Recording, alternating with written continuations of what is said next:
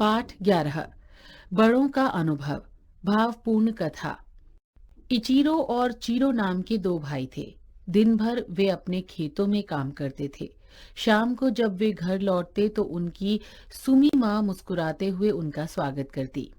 पर कुछ दिनों से इचीरो और चिरो उदास रहने लगे थे। वे अक्सर खिड़की में से दूर कोहरे से घिरे पहाड़ की ओर देखा करते। ये वो पहाड़ था जहां पर 70 वर्ष के होते ही सब बूढ़ों को उनके बच्चे लाकर छोड़ जाया करते थे। यह नियम उस राज्य के राजा रामा ने बनाया था। इसके पीछे उसका ये विचार था कि जब बूढ़ों में योग्यता और ताकत खत्म हो जाती है तो वे परिवार और समाज पर बोझ बन जाते हैं। राजा रामा के बनाए इस नियम ने ये बात भुला दी थी कि बूढ़े लोग अपना वर्षों का अनुभव और ज्ञान जो अपने बच्चों को दे सकते हैं, वो ज्ञान कहीं और से नहीं मिल सकता। और एक शाम सुमी माँ ने अपने बेटों से कहा, मेरे बच्चों, आज पूर्णमासी है।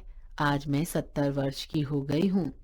इस राज्य के नियम के अनुसार कल तुम मुझे उस पहाड़ पर पहुंचा आओ जहां से कोई लौट कर नहीं आता। माँ, माँ, हम ऐसे शब्द सुन भी नहीं सकते हैं। आप तो इतने चुस्त दुरुस्त और बुद्धिमान हैं, फिर हम आपको वहां क्यों पहुंचा आए? मेरे बच्चों, ये तो इस राज्य का बनाया हुआ नियम है। इसमें मैं और तुम कुछ नहीं कर सकते। भला कानून से तुम कैसे लड़ोगे? मुझे पहाड़ पर छोड़ने के अलावा तुम्हारे पास कोई और चारा नहीं है। और अगली सुबह सुमी ने बड़े प्यार से अपने घर को घूम घूम कर देखा और मन ही मन बोली, सभी कपड़े दुरुस्त हो गए हैं। मैंने अपने बच्चों के लिए आखिरी खाना भी बना दिया है। अब यहाँ से विदाई लेने का समय आ गया है। दोनों भाई अपनी माँ को डोली में बैठाकर यात्रा के लिए रवाना हुए। यात्रा काफी लंबी थी। चलते चलते वे पहाड़ की तलहटी में पहुंचे। जैसे जैसे वे ऊपर चढ़ते जा रहे थे, सुमी माँ रास्ते के किनारे पर उगे हुए सरकंडों को तोड़कर गिराती जा रही थी। वह खुद तो उस रास्ते पर वापस आने वाली नहीं थी, पर अपने बेटों के लौटने के लिए रास्ते पर निशानी बनाती जा रही थी। सुमी हमेशा की तरह अभी भी अपने बेटों के बारे में ही सोच रही थी। आखिरकार सफर खत्म हुआ। वे कोहरे से घिरी पहाड़ की चोटी पर पहुंच गए। अब माँ से हमेशा के लिए दूर होने का समय आ गया था। दुखी होते हुए माँ बोली, जुग जुग जियो मेरे लाडलों, ध्यान रखना। जिस रास्ते से आए हो उसी रास्ते से वापस लौटना। इचीरो और चिरो आंखों में आंसू लिए लौट पड़े। माँ के बिना घर कितना सूना लगेगा, इचीरो बोला। जिसने हमें जन्म दिया, दुख तकलीफ उठाकर बड़ा किया, उसी का परित्याग करना पड़े, कितना भयंकर, कितना शर्मनाक है। दुखी होते हुए चिरो बोला। दोनों भाई दुख भरी बातें करते रहे। इस तरह अब अंधेरा हो चला था और बर्फ भी गिरने लगी थी। उतावलेपन में दोनों भाइयों ने छोटे रास्ते से नीचे उतरने का फैसला किया, लेकिन अचानक बर्फ के फाहे घने होने लगे और जोरदार तूफान शुरू हो गया। चिरो व्याकुल होकर बोला, अब कैसे जाएं? हम कहाँ आ गए? इचिरो, हम रास्ता भटक गए हैं, आगे कोई भी रास्ता नहीं है।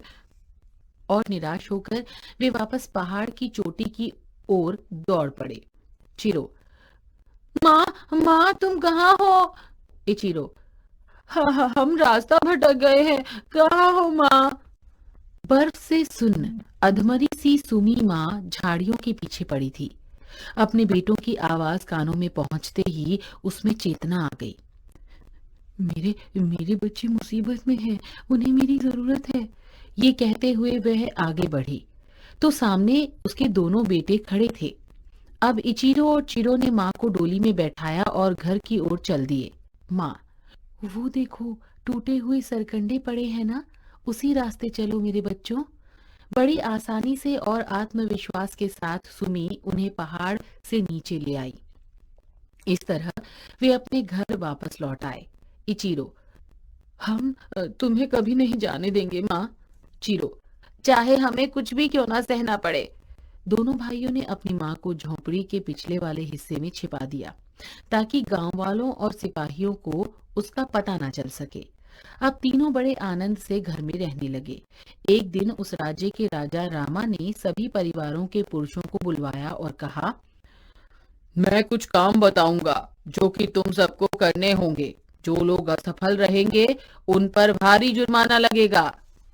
पहला काम ये है कि एक शंख लाओ जिसके आर पार धागा पिरोया हुआ हो। इचिरो और चिरो ने इस अनोखे काम के बारे में अपनी माँ को बताया। सुमी माँ बोली, ये तो बड़ा आसान काम है। पहले एक चींटी को पकड़ो और उसके पैर में धागा बांधकर उसे शंख के ऊपर वाले छेद में से अंदर जाने दो। फिर शंख के मुंह पर कुछ चीनी के दाने रखो। चीनी के दानों से आकर्षित होकर चींटी शंख में से अपना रास्ता बनाकर निकलेगी तो धागा भी शंख के मुंह तक पहुंच जाएगा। और हाँ, अंत में चींटी के पैर से धागा निकालना मत भूलना। दोनों भाइयों ने माँ के बताए नियम के अनुसार काम किया और अगले दिन राजा के दरबार में पहुंच गए। राजा ने पूछा, किस किस ने काम पूरा किया है? सिर्फ इचिरो और चिरो ने ही काम पूरा किया था। राजा, बहुत खूब इचिरो और चिरो। और हाँ, जो लोग ये काम नहीं कर पाए उन्हें जुर्माना भरना होगा। सब गांव वालों को जुर्माना भरना पड़ा। अब राजा ने दूसरा काम बताया, एक ऐसा ढोल लाओ जो बिना बजाए बजता हो। सभी आश्चर्यचकित रह गए कि ऐसा ढोल भला कैसे बन सकता है। राजा का बताया ये काम भी चिरो और इचिरो ने घर जाकर सुमी माँ को बताया। कुछ देर सोचने के बाद सुमी माँ बोली, एक अचार का डिब्बा लो और उसका ढक्कन व दूसरी तरफ का पेंदा हटा लो, जिससे वह दोनों ओर से खुल जाएगा। अब चमड़े के गोल टुकड़े काटकर इसके दोनों ओर मड़ दो, मगर दूसरी ओर बंद करने से पहले कुछ मधुमक्खियां अंदर छोड़ दो। पर ध्यान रहे, राजा को ये ढोल दिखाने के बाद मधुमक्खियों को आजाद करना मत भूलना। दोनों भाइयों ने ऐसा ही किया और पहुंच गए राजा के दरबार में। जब राजा ने उत्सुकता से उस अनोखे ढोल को हाथ में उठाया तो अंदर वाली मधुमक्खियां घबरा उठी और चमड़े से टकराने लगी, जिससे ढोल अपने आप ढप ढप ढप बजने लगा। चमत्कार, चमत्कार! राजा ने चिरो और इचिरो को शाबाशी देते हुए कहा। इस तरह राजा ने कई काम दिए और हर बार सिर्फ चिरो और इचिरो अपनी माँ की मदद से सारे काम पूरे करने में सफल हुए। मेरे बताए सारे काम पूरे करने की खुशी में मैं चिरो और इचिरो को स्वर्ण पदक प्रदान करता हूँ। राजा खुश होकर बोला। इचिरो, रुकिए महाराज, हम एक अपराध स्वीकार करना चाहते हैं। चिरो, इस सम्मान के हकदार हम नहीं बल्कि हमारी माँ सुमी है, जिन्हें हमने अपनी झोपड़ी में छिपा के रखा है। हालांकि वे 70 वर्ष की हो चुकी हैं, पर हमने उन्हें पहाड़ पर नहीं जाने दिया। हमने राज्य का नियम तोड़ा है। राजा, क्या तुमने नियम तोड़ा है? तब तो तुम्हें वही दिया जाएगा जिसके तुम लायक हो। तुम्हें क्षमा दान दिया जाता है। इचिरो और चिरो, आज मुझे बहुत बड़ी सीख मिली है। मैं अपने बनाए उस निर्दयी नियम को रद्द करता हूँ। इचिरो, महाराज, कृपया करके इन गांव वालों के दिए हुए जुर्माने को वापस लौटा दीजिए, क्योंकि ये बेचारे तो गरीब से और गरीब हो गए हैं। राजा, मैं न सिर्फ इनके रुपए लौटाऊंगा बल्कि एक कोष स्थापित करूंगा जिसकी सहायता से ये अपने बूढ़े माता पिता की अच्छी तरह से परवरिश कर सके। राजा ने इचिरो और चिरो को आदेश दिया कि कल अपनी सुमी माँ को लेकर दरबार में हाजिर हों। दोनों भाई सुमी माँ के साथ दरबार में उपस्थित होते हैं। राजा, सुमी, तुम्हारी सूझबूझ और समझदारी के लिए और जो ममता तुमने अपने बच्चों को दी है उसके लिए मैं तुम्हारा सम्मान करता हूँ। अब से तुम और तुम्हारे लड़के मेरे शाही सलाहकार होंगे। और उस दिन से मौत का पहाड़ सूना पड़ा है, क्योंकि अब किसी अभागे बेटे को अपने माता पिता को वहां छोड़ने नहीं जाना पड़ता। मूल्य: बड़े बुजुर्ग समाज या परिवार पर बोझ नहीं बल्कि अनुभवी पथ प्रदर्शक होते हैं।